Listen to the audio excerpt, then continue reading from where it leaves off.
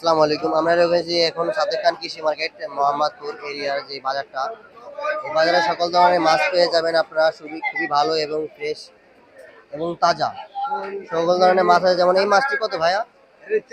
400 টাকা। কি মাছ এটা? মিনি মাছ, ট্যাংরা মাছ মিলে 5 পিস এলে নাকি? 5 পিস এলে। আর এটা এটা কি মাছ? শোল মাছ। শোল 400 টাকা কেজি।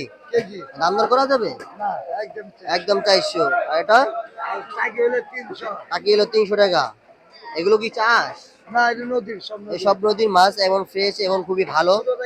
এগুলো এইসব মাছে ভিটামিন বেশি থাকে এবং ইয়া থাকে, প্রোটিন।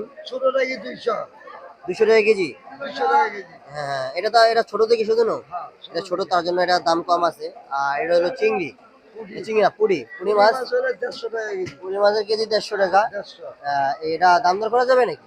একদম 150 টাকা কেজি। আর বেশি নিলে কি সব ধরনের মাছ কি কমা দেওয়া যাবে?